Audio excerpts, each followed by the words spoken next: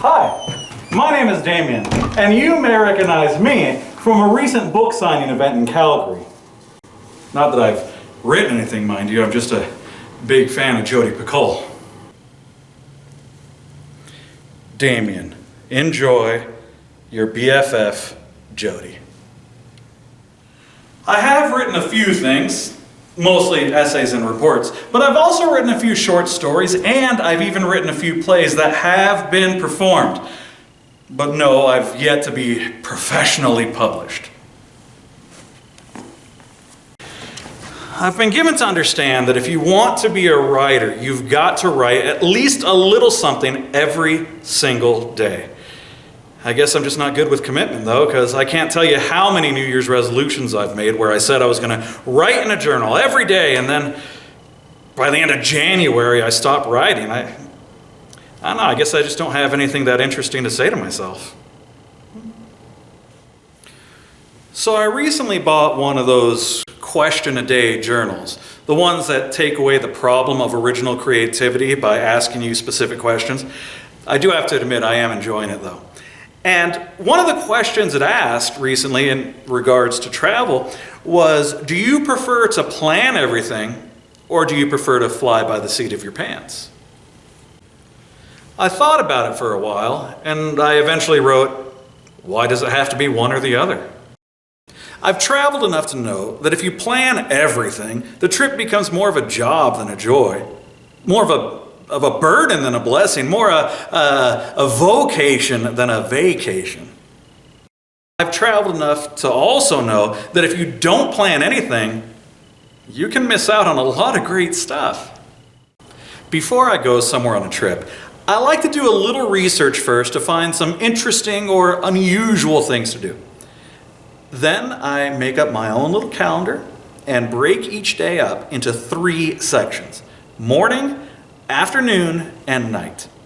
In some slots, I'll put in things that I absolutely want to do, non-negotiables. I'm doing it. In other slots, I list some suggested things that might be fun to do, a few options. And then in some slots, I'll just leave it completely blank. I've gone to visit family without a plan and just ended up sitting on the sofa, watching TV and twiddling my thumbs.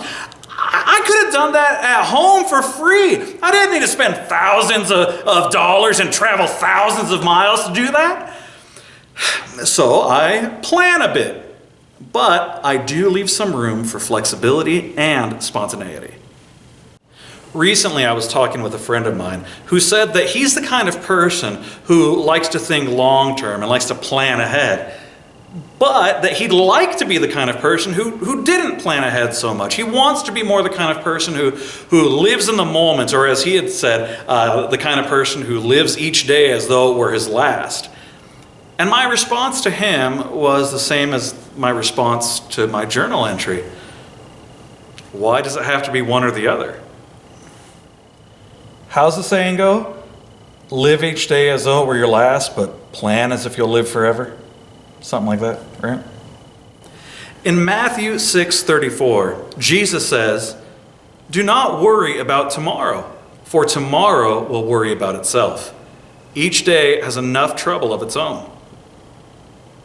And in James 4 we read, "Why, you do not even know what will happen tomorrow. What is your life? You are a mist that appears for a little while and then vanishes." But there's more to it than just a couple of verses taken out of context. God himself makes plans. "For I know the plans I have for you, declares the Lord. Plans to prosper you and not to harm you. Plans to give you hope and a future. And lest ye thinketh that only God should be making plans and not us mere mortals, allow me to direct you to this prayer of promise as found in Psalms. Psalm 20. May he give you the desire of your heart and make all your plans succeed.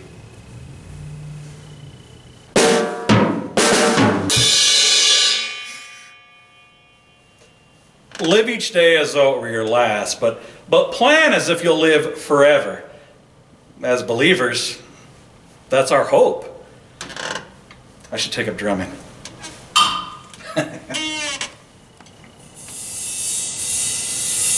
regardless of what may have happened yesterday, or the day before, or the week before, or the month before, or the year before, and regardless of what might happen tomorrow, or overmorrow, or next week, next month, or next year.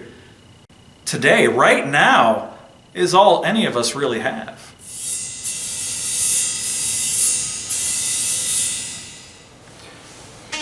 Too often, we allow ourselves to fret over some past mistake or to stress over some future possibility, so much so that we miss out on what today has to offer.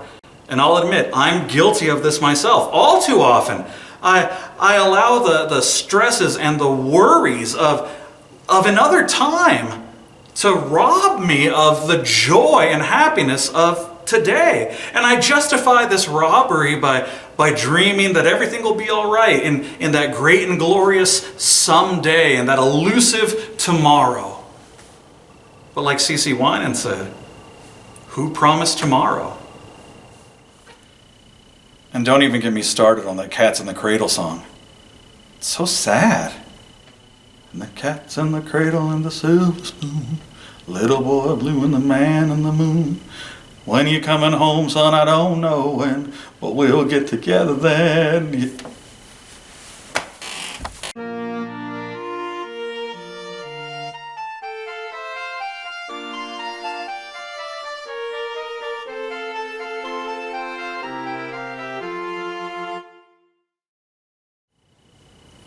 For a few years, I got to travel with an itinerant Christian theater company. And in that time, I got to meet some wonderful people from all over the world, mostly North America, but truly from all over the world. And a reoccurring theme, a lesson that was oft repeated to me, was to travel when you can, while you can. In my travels with that group, I met many lovely older people. And so many of them told me that they had planned on doing all kinds of traveling once they retired, only for retirement to get postponed, or illness to come in and consume, or old age to take its toll, or sadly, for a beloved husband or wife to pass away all too soon. Every day is a potential gift. Enjoy life while you can. Now, I don't want to sound morbid or anything, and I realize this isn't everyone's favorite topic, but it's not a bad idea to, at least on occasion, take some time, think about, and plan your own funeral. Also, it's not a bad idea to put some of your plans down in writing. It'll save your surviving family members a lot of grief if they know that you've planned for some of these things ahead of time for them. And trust me, I've officiated enough funerals to know that things can get mighty ugly when people don't plan. I have sat at enough deathbed bedsides, and I've heard people share regrets, but I've also heard some rejoicing. And I've never heard anyone on their deathbed say that they regretted giving up a bad habit, or that they regretted spending more time with loved ones, or that they regretted doing good. On the contrary, those are things that they rejoice over. And I've heard people who have regretted not doing those things enough.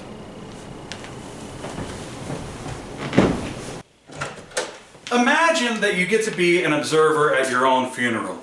Now, whether you get to be there by the time-traveling rules of A Christmas Carol, or Back to the Future, or Quantum Leap, it doesn't really matter. Just imagine that you're way, way into the future, and you get to be an observer at your own funeral. While you're there, consider what some of your loved ones have to say. But more importantly, as you look back over your life, are there any important changes you wish you made? Why not now? I know it can feel weird or uncomfortable, maybe frightening or even painful to think about your own funeral. But the point is that while you do that, you should be thinking over your life, the life that you're still living right now. Doing so can help you think about the kind of person you want to be, the kind of person you want to be remembered for, and to consider the priorities that really matter to you. Now, I'll admit, I never thought I'd be here this long. Not that I'm some incredible daredevil or anything, but I just never thought I'd make it past 35. And to be honest, there were a few times I almost didn't.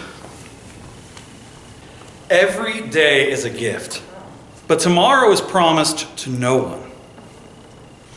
Make the most of today and hope for, plan for the best for tomorrow. And most importantly, commit to the Lord whatever you do, and He will establish your plans. And I'd be remiss if I didn't say this while talking about consideration of your future.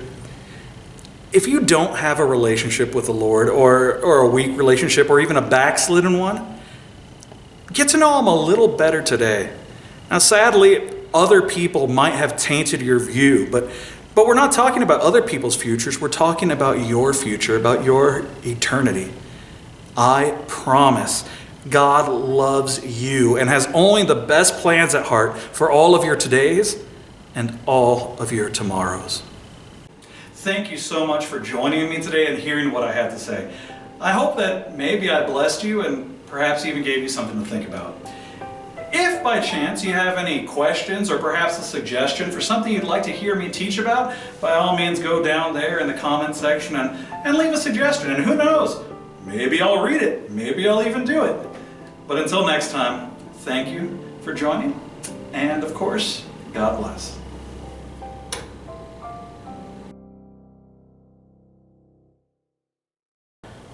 And most importantly,